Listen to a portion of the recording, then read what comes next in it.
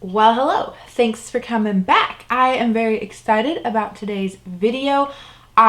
This is going to go up before my complete eyeshadow palette collection inventory video. So that is coming if you have been wondering where that is at. But yeah, I am just really excited to film this, but also in a way I'm a little embarrassed to film this.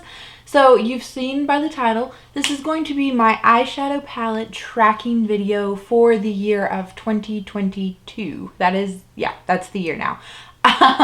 So I hate to admit it, but my eyeshadow palette collection kind of exploded over the year of 2021. I definitely did some treat yourself shopping, and then I was gifted palettes for Christmas, which I'm very thankful for. But it has definitely grown since my 2021 eyeshadow palette collection video. So I got this idea from It's Just Steph. I'll make sure that I link her down below. But throughout the year, she does like a eyeshadow tracking, and then she comes on here and tells you what palette she's used, how many times she's used them. So I do need your help fleshing out some of the rules, I guess, which we will get into. But yeah, I just wanted to kind of go over that. This is, I guess, kind of an introduction video. My plan is that the first update, when we will come back and sit down and talk about the palettes and how many times they've been used and things like that, will be around maybe April 4th-ish, because this is probably going up on January 4th. So my plan is I can count all of January, all of February, all of March, and then update sometime at the beginning of April, and we'll go through the year that way. The other thing that I quickly want to say before we get into too many of the details, my plan is to make the last update for this around maybe October. And then that way, that would give me October, November, and December to really play around with some palettes. Like I said, I will get into that. Let me get some things shuffled around in here, and then we will get into it. Okay, so there's really not too much explanation. It's pretty self-explanatory. I just want to track my palette usage throughout the year. So I do have some categories. I am going to obviously I'm going to keep track of them every time I use them. But we will have a category of palettes used 10 and less times, and then 11 to 20, 21 to 30, and then 30 plus. So I think during these updates, what I'll probably get on here and show you is the palettes that have been used 10 and less times, and then maybe whatever the highest used palettes are. I am not going to reset the tallies. So like I said, I want to count it for all of January, all of February, and all of March. So we'll come back on and talk about it in April. So once I start tracking for the April, May, and June months, I'm not going to reset my tallies. Everything will still have its current usage throughout the year. So we might end up with, I don't know, a palette being used 50 plus times by the time the end of the year rolls around. So hopefully that makes sense to you. Let me know if you would do it differently. Even though this was very much inspired and taken from It's Just Steph, like I said before, I believe we are setting it up in a very different way. So if you have any ideas or how you would personally do it, I would love to chat about that down below. And then just the only other thing, I guess, to really mention is that the reason I want to kind of end this in October is because my idea is that in October, so I could take all of October, all of November, and all of December, any eyeshadow palette that I have touched 10 or less times as it stands in October, I want to take the last 3 months of the year to play around with those palettes and really make sure that they have a place in my collection, a home. Do I actually love them? Do they, do I use them? It's just for whatever reason I didn't use them that much this year. I really just want to make sure that I explore that. And then if there is any palettes where I'm no, I really don't like it, and it's apparent because I've only used it 10 or less times, then it'll be time to say goodbye. I am not going to declutter any eyeshadow palettes throughout the year. I'm just going to wait until that time frame. That way I make sure that I'm making the best decision for myself. So then I guess the other thing that I need your help with is I am not quite sure how to count a usage. Like, I know some people would say, okay, you've used the palette to create your eye look, so that's one use. And some people would say, like, well, even if you dip into like a single shade from that palette, that's still a use. I am torn. I can see the pros and cons of doing it both that way. I feel like it's a little bit like you're using more of the palette if you're creating a whole eye look, or at least using, like, let's say 2 shades from it, because like my eye look today comes from 2 eyeshadow palettes, but I did use like 2 to 3 shades out of each one, so I would feel fine giving myself like a usage tally for each one of those palettes. But if I just dip into a palette for like 1 shade, like, I'm not sure how I feel about that, so let me know your thoughts on that down below. For right now, like I said, since this is going to go up on January 4th and it's technically the 31st of December when I'm filming this, I am going to keep track of it both ways. Like, even if I just dip into a palette for 1 shade, that way I will have that information. But then if we chat about it and like we collectively come together and decide that that's not really a good fit, then I can just, you know, scrap that part of the information. So I really think that's like it as far as like rules to this, I guess. I will leave everything, like my thought process, like the categories, everything like that, in the description box. So if I have missed anything and you think I've missed something, check there first and see if it's in there. Maybe I did end up missing something. But for the last part of this video, I thought it would be fun to do some predictions. So I picked out 5 palettes that I think will be my most used palettes this year. Now, I'm not like technically ranking these. I'm not going to get on here and say like, this is going to be my most used palette and then this one and then this one, and that, you know, rounds off the top 5. I just went through my collection and kind of looked through it and really pulled out the palettes that I, one, have a ton of fun with and very inspired by, you know, have like fail-proof looks with, just things like that. Like, that was kind of how I made this decision, and I just thought it would be fun if at the end of the year when we do like the wrap-up video to see if any of these palettes actually make it into that like 30 plus category, or even like in the top 5. So without further rambling on that, I'm going to show them to you. I just have them laying on my lap, and I think that just coincidentally they go in order of price. So the first one is the Emerald palette for May from BH Cosmetics. This past year in 2021, they did do a series of birthstone palettes. I did end up picking 4 of them. This Emerald one, though, I think is one, my favorite because it's greens. Hello, let me bring it in closer so you can appreciate it. It's very pretty.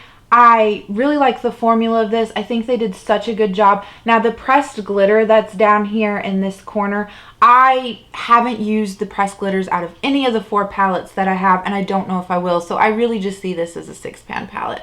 But this, one reason why I think that this will be one of my most used palettes throughout the year, not only because tongue-tied, Haley, not only is it because it's a green palette, but this is like my perfect companion green palette. It has all these nice, like, just interesting green shades that I don't really have in other green palettes. It's got this amazing khaki green, which I do have a few of those across like the board in other green eyeshadow palettes, but I honestly think this one is a bit more like easier to work with and like easier to blend. And then this like really interesting kind of plummy brown shade. I just think this was a very well-rounded palette. I do like to come into this and pull for it to get like a single look from, but like I said, this is one of the palettes that I used today to create this eye look. I used this one and then the citrine one for November. That was another one of these that I got. But yeah, so I do think this will be one of my most used palettes this year. All right, so the next one. I have been loving playing around with so much color, but we all know at heart that Haley is a neutral loving girl. So when I look through all of my neutral palettes, the one that just screams to me like, use me, love me more, is my ColourPop Limoncello palette. And I really do love this. I think this might be my favorite neutral palette. I could see myself pulling this out a lot during the summer and getting a lot of use out of it that way. I feel like this was one of their underrated palettes of the year. I know a lot of people didn't like this one. I will say one thing that I don't like, I don't think that this matte yellow is a it's a little underwhelming to me. And then this matte blue down here, while this is a very pretty blue, and I do love it, I hate the pop of blue theme that's still coming through in these palettes, because this blue doesn't really go with the rest of the palette, in my opinion. I guess that's really neither here nor there. It's kind of rambling, but yeah, I got this last year in the summer and I absolutely loved pulling for it and doing looks with it. So I can really see myself doing that again this year, and even when I'm just craving like a neutral kind of look, using this palette. And it does have some fun shimmer shades, like this green down here is a really fun one. So I do think this will be one of my most used palettes in 2022. All right, so the next one I feel a little bit bad showing on camera because it's just continued, but I love this. This is the palette that made me love dark, colorful mattes. And by saying that, you can probably guess what palette it is. It's the Kaleidos Club Nebula palette that they did in collaboration with Angelica Nyqvist. I know it's Angelica, I think, like in Swedish. But yeah, I absolutely love this palette. This launched in January of 2021, and at first I was kind of like, oh, you shouldn't have got that, Haley. But then once I got it and I've played with it, I absolutely love this. You can see that I do have pan on this shade here, Cylon. I'm trying not to blind you with the mirror, but this palette, even though it is very like dark and yummy, I really see myself pulling for this a lot during the year, and not just coming to this to make like a standalone look. These shimmer shades right through here are like transformer shades. So if you put down like a matte shadow and then put down one of these shades, it like transforms that matte shadow, like, and it transforms the shimmer shade. Like, you just get this really beautiful eye look. Like, I have before this purple one that's called You're My Only Hope. I have put down like a soft kind of blue shade on my lid and then put this down on top of it. And even though it appears very purple like in the pan, it actually comes off more of like a blue shade. It is just so fun to play with this palette because it's almost like a game of like, what color can I come up with when I use these shimmer shades? So I definitely think this will be one of the probably the top 3 most used palettes, just because of those transformer shades. And especially if we're counting like, oh, you dipped into this palette for one shade so it counts as a use, then I can definitely see this one climbing up there. But yeah, I absolutely love this palette. All right, so the last 2 are like my bougie palettes, and I guess I do really love these palettes, and I think part of the reason I'm like, these are going to be my top 5 most used palettes is because they're some of my most expensive palettes. So I'm kind of like putting that out into the universe because I spent a lot of money on these. So I want to make sure I get the, you know, my value out of that. So the first one is the Natasha Denona Retro palette. This was gifted to me for my anniversary by my husband. And oh, I do really love this palette. I know this looks very like samey berry tones, and I would classify this as a monochromatic palette, but I just think it is so pretty. Every time that I do a look with this, I am not upset. Like, these berry tones are just so rich and just so nice to work with, and I absolutely love the cream to powder formula that is in here. And then this shade here in the middle, Psychedelic, I think is what it's called. It is this really pretty transformer shade. Like, I know when I watched some reviews of people that did this, like reviewed this palette, they said that this shade was underwhelming to them. And I think part of that is because they tried to use it as a straight up shimmer. So how I use it and get a lot of like good looks with it is I will put it on over my P. Louise colored base in the, I think this is Poppin' Pink or something like that. It's just a pink colored base. Laura sent this to me and it is so fun to play around with this. But yeah, if you put down a colored base and then that topper shade, or if you put down one of the mattes and then obviously put it over with it, it is a beautiful shade and I absolutely love it. So kudos to my husband, even though he did have some help. I told him that I was panning after that, but it was a very nice surprise and a very sweet surprise. So then the last palette is also from Natasha Denona.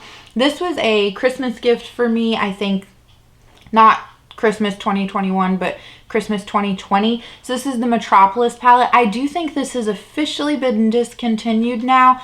I absolutely love this. This is my most expensive palette. So like I said, I'm wanting to like put it out there into the universe because I really do. That would be a shame if this palette ends up being like one of the lower used palettes.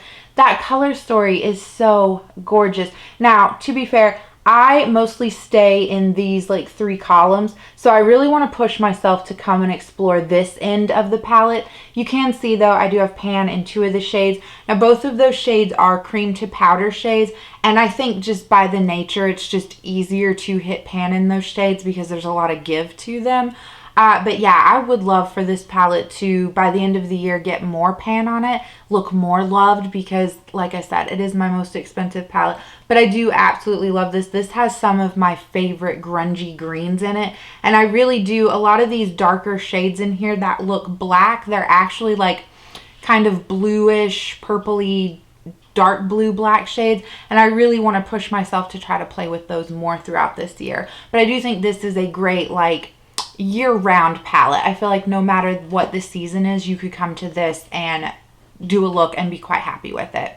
So yeah, that is it for this like introduction video to my year-long eyeshadow tracking project. I hope that you guys enjoyed it. Thank you so much for watching, and I will just catch you in the next video. Bye.